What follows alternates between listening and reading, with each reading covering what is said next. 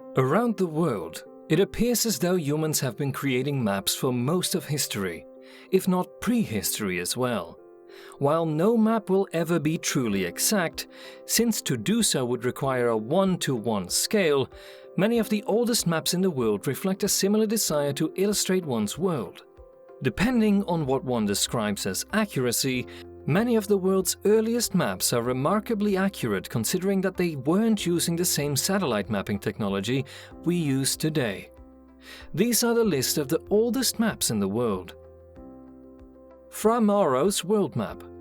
Fra Mauro's hand-drawn map of the world, also known as Il Mappamondo di Fra Mauro, was drawn between 1448 and 1458, and is considered to be one of the first European maps drawn of the known world since the Roman Empire. Although at first glance the map appears to be drawn in the medieval ecclesiastical tradition, it in fact embodies navigational information from both Mediterranean and Arab seafarers, and like the Catalan, Atlas draws heavily on Marco Polo for its concept of Asia. Mauro also broke with the medieval tradition by moving Jerusalem away from the geographical center of the world.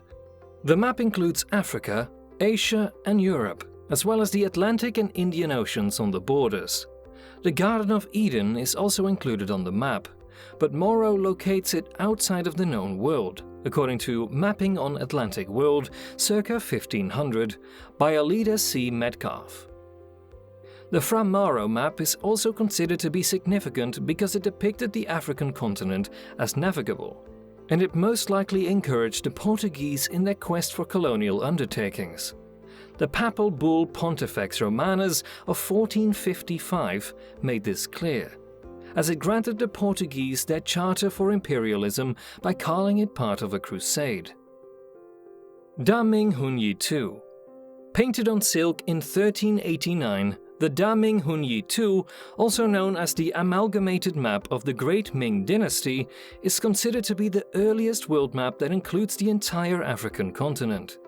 It is also considered one of the best preserved and earliest known world maps created in the Chinese language, not to mention the largest, covering an area of almost 200 square feet. According to The Dimension of Civilization, edited by Lu Peng, the Da Ming Hunyi II purposefully magnified the land of the Ming dynasty.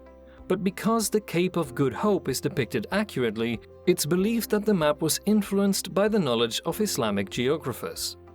The coloring of the map, with rivers and freshwater lakes painted blue while oceans and saltwater lakes are green, is also consistent with the coloring used on Islamic maps around the time. In 2002, South Africa was gifted a 1402 Korean reproduction of the map by the People's Republic of China, and the map was used to indicate that there was the possibility of a Chinese presence on the continent before European arrival. Tabula Rogeriana. In 1154, Moroccan geographer Abu Abdullah Muhammad al-Idrisi created a map of Africa and Eurasia for King Roger II, Guiscard of Sicily. According to The Lost White Tribe by Michael F. Robinson, the Tabula Rogeriana was the most accurate map of Africa for approximately 300 years after its creation. In making his map, al-Idrisi followed the tradition of Greek geographer Ptolemy, using geographic coordinates in addition to incorporating the work of Andalusian astronomer al-Zakhali, writes Gerard Dorm van Rossum in Al-Idrisi and His World Map. Oriented with the south at the top, following the style of other Islamic maps, the map exaggerates the size of the Arabian Peninsula and centers the peninsula, and also notably includes relatively accurate depictions of China and Southeast Asia.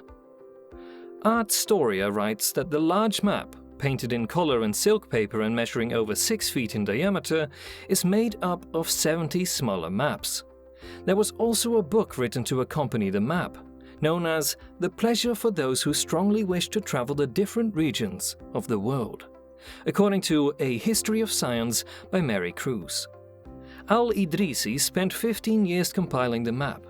It even contained descriptions of the cultural and political characteristics of different regions.